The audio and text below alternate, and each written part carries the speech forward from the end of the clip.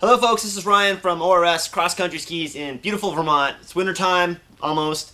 So we're thinking about wintertime, we're talking skis.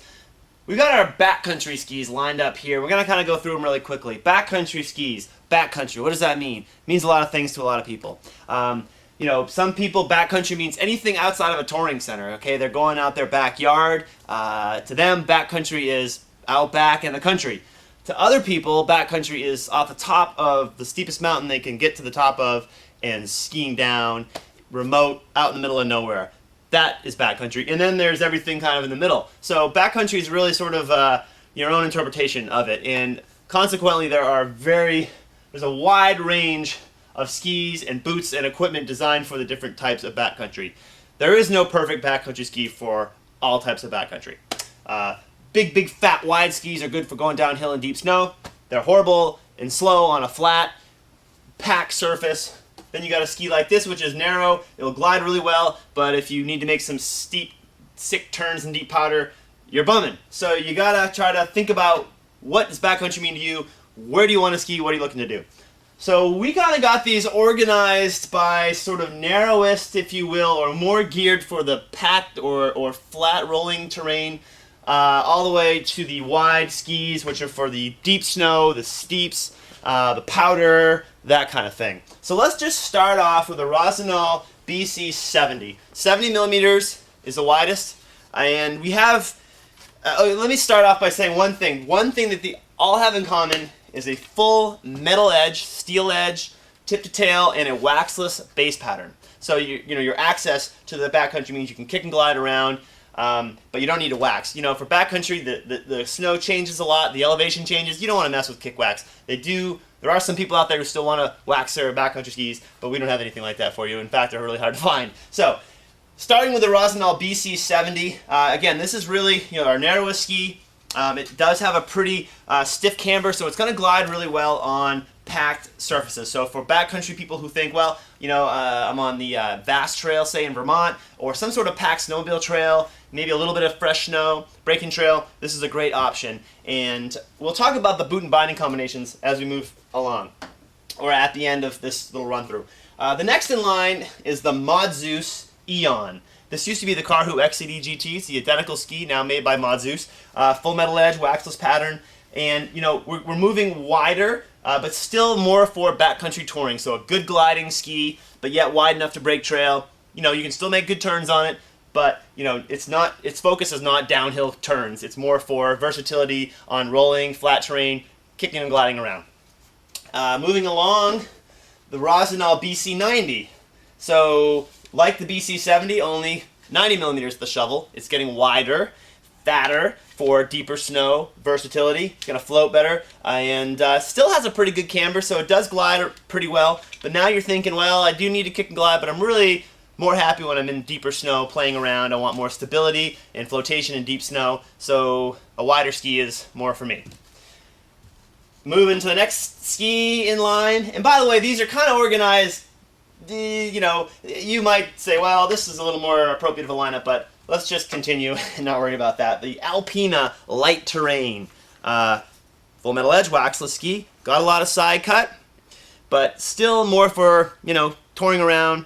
But because it's certainly getting wider and wider, more for off trail and the deeper snow kind of stuff. But I would still consider this sort of a backcountry touring. And at that point, then we kind of break, and we're getting more toward the looking for turns type skier.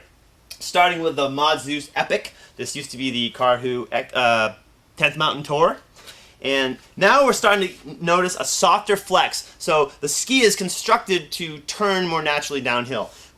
Yet we're still not going full on downhill. We still have a rather narrow profile, so still some efficiency for kicking and gliding, but really more focused now on off-trail, deeper snow type stuff. This kind of is a good ski for people looking to do, I want to make some sick turns. I want a ski that's pretty decent when I have to kick and glide.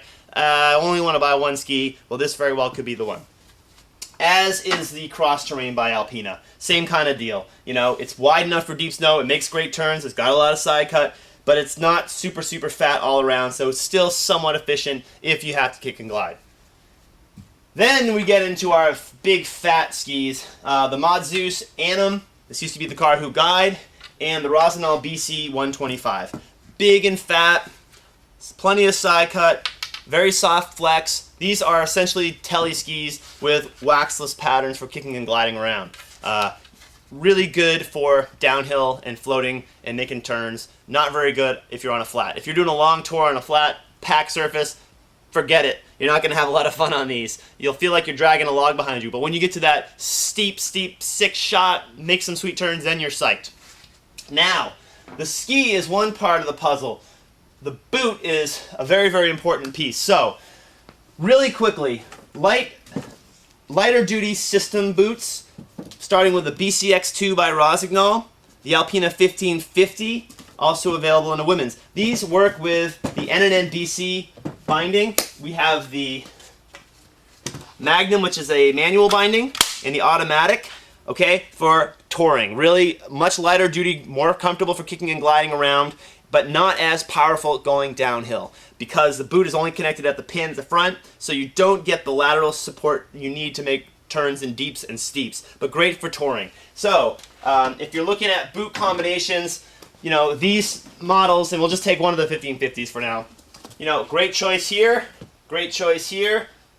as well. And you know, on the Eon, you could also stick on a binding, N&N binding. I would definitely go with the Magnum though. As you go wider, look at the Magnum, which is manual, and a beefier binding will give you more control. You might even stick the 1550 on the light terrain.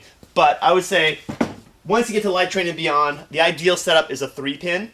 And on the Eon here, we've got the Volet HD 3-pin. And for boots, the 1575 or the BCX 675 from Fisher. These are two sort of medium-duty 3-pin backcountry boots. There's a great choice right there. A little more power. And again, you know, if you're thinking more power, go heavier duty. If you're thinking lighter weight, more comfortable for touring, go lighter duty. And I would stop, you know, you could stick the 675 on the Anim, but ideally, in this range is where these boots are the happiest. For optimum control, the Garmin Excursion, great matchup right there for beefy, really controlled downhill turns, and also a really good choice there. As far as the 3-pin bindings with cables, the nice Volet 3-pin cable binding, the cables can pop off really easily, so you can take them off when you're touring, stick them on when you're going downhill. The Volet 3-pin hardwire is similar, only it has a hardwire and a compression spring, so it's more like a telebinding for downhill control. And then the switchback, which you'd probably match up on this guy because you're going uphill with some skins on. Doesn't have pins, you got to leave the cables on, but it also has a tour mode. You can switch this here. The binding can freely pivot for when you're skinning effortlessly up a mountain. Then you lock it down and the toe locks and you rip it down. Your sick turns on your BC 125 or maybe your Anim. Basically the bottom line is you got to pick the right boot with the right ski. And you want to have the control you need to turn the ski. You want to have a lighter boot for lighter touring around. Think about where you want to go, what you want to do, and that should help steer you in the right direction. So there's a quick run through in 10 minutes. Thanks for watching. Ryan from ORS Cross Country Skis Direct.